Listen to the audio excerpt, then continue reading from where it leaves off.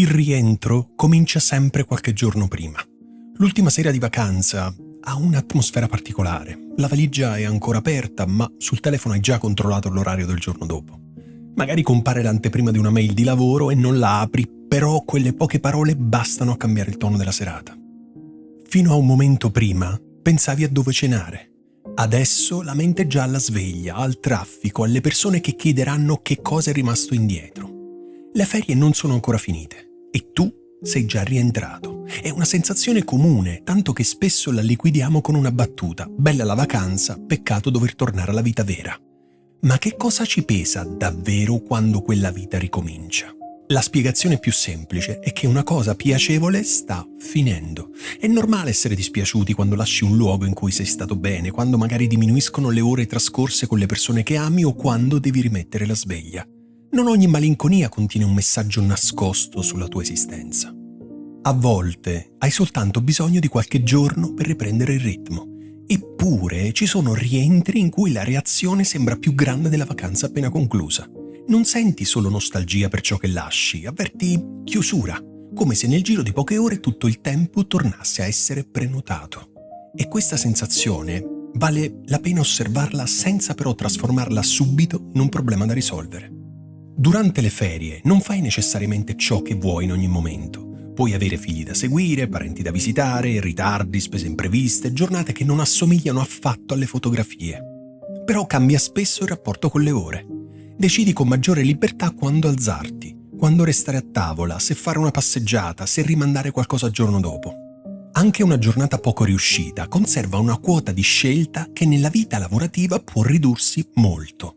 Il rientro rende evidente questa differenza perché avviene in modo brusco. La sera sei ancora padrone di alcune ore. La mattina successiva il calendario ha già deciso dove devi essere e per quanto tempo. Il primo giorno può sembrare una piccola occupazione militare dell'attenzione. Apri la posta e trovi conversazioni iniziate mentre non c'eri. Il telefono torna a essere uno strumento attraverso cui le priorità degli altri raggiungono la tua giornata. Qualcuno ti chiede una risposta urgente, qualcun altro vuole sapere quando puoi recuperare una riunione. Prima ancora di capire come stai, sei di nuovo la persona che risolve, che risponde, che tiene insieme le cose. Il lavoro può anche piacerti, per carità, il punto riguarda però la velocità con cui vieni riassorbito dal ruolo.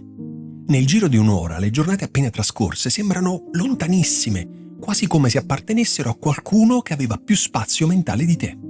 Per rendere sopportabile questo passaggio ci diciamo che dobbiamo ricaricarci. La vacanza viene trattata come il momento in cui una persona stanca dovrebbe recuperare l'energia necessaria per ricominciare. C'è qualcosa di strano in questa immagine. Riposiamo affinché tutto possa riprendere esattamente come prima.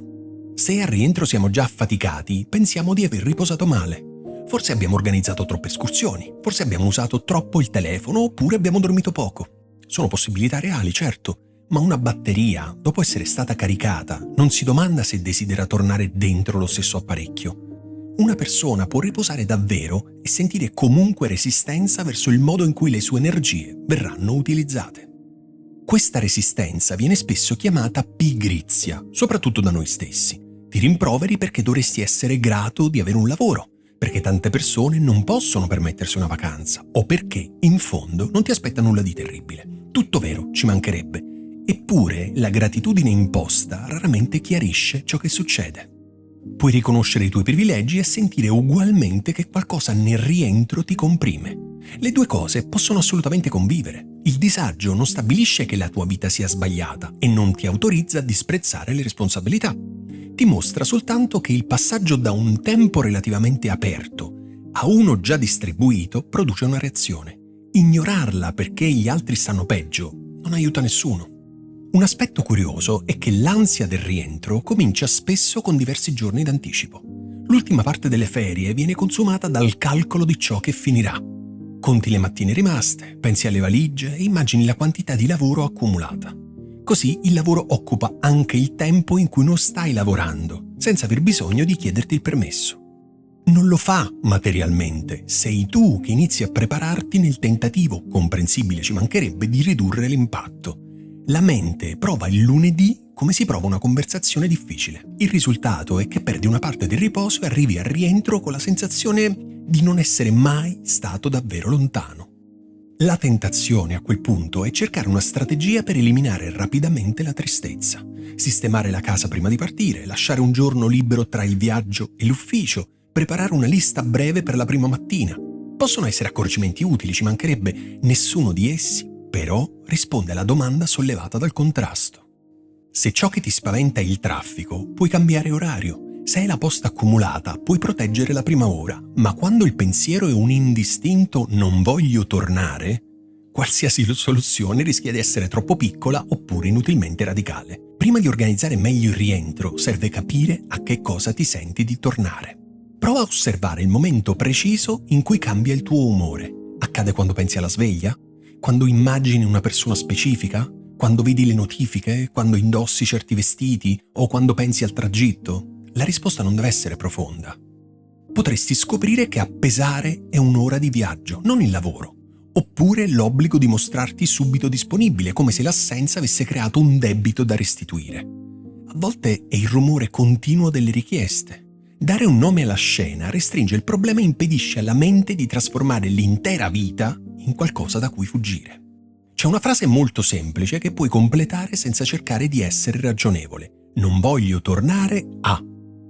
Fermati alla prima cosa concreta che ne viene fuori, non alla solita vita, perché è troppo grande, troppo generico.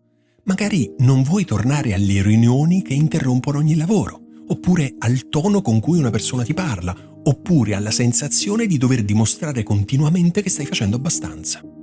Scriverlo non ti obbliga a licenziarti, a discutere con qualcuno o a rivoluzionare il mese di settembre. Ti permette di separare la fine delle ferie da ciò che nella quotidianità richiede davvero attenzione. Finché tutto resta dentro la pagina rientro, anche il margine di scelta rimane invisibile. Forse la cosa emersa non può cambiare subito. Molte persone non hanno infatti la libertà di modificare orari, colleghi o responsabilità familiari. Parlare come se bastasse scegliere una via diversa, però, aggiungerebbe soltanto frustrazione, anche nei vincoli. Però una distinzione precisa può evitare di sprecare energia contro un nemico indistinto.